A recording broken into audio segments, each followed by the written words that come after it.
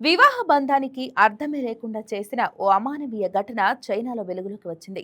భార్య అనారోగ్యంతో బట్టతల అయిందన్న కారణంతో ఓ భర్త 16 ఏళ్ల వివాహ బంధానికి తెరదించేశాడు. ఈ దారుణ ఘటన చైనాలోని హెనాన్ ప్రావిన్స్ లో చోటు చేసుకుని సోషల్ మీడియాలో తీవ్ర ఆగ్రహాన్ని రేపుతుంది.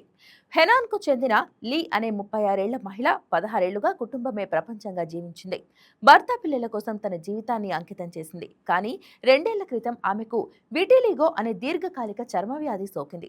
దాని ప్రభావంతో జుట్టు తెల్లబడి క్రమంగా ఊడిపోయి బట్టతల వచ్చింది. ఈ సమయంలో ఆమెకు అండగా నిలవాల్సిన భర్త ఆమెను అసహించుకోవటం మొదలుపెట్టాడు.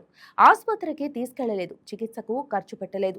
తన పరువు పోతుందన్న కారణంతో శుభకార్యాలకు కూడా ఆమెను దూరం పెట్టాడు. ఈ నిర్లక్ష్యం, మానసిక వేధింపుల వల్ల లీ ఆరోగ్యం మరింత క్షీణించిందని వైద్యులు తెలిపారు. చివరికి భర్త విడాకులు కోరగా లీ అంగీకరించక తప్పలేదు. కోర్టు పిల్లల కస్టడీని కూడా భర్తకి అప్పగించడంతో ఆమె పూర్తిగా ఒంటరిగా మిగిలిపోయింది. అతనిలాంటి కఠిన హృదయుడిని నేనెప్పుడు చూడలేదు అంటూ లీ కన్నీరు పెట్టుకుంది. ఈ ఘటన మహిళలపై జరుగుతున్న అన్యాయానికి మరో నిదర్శనంగా మారింది.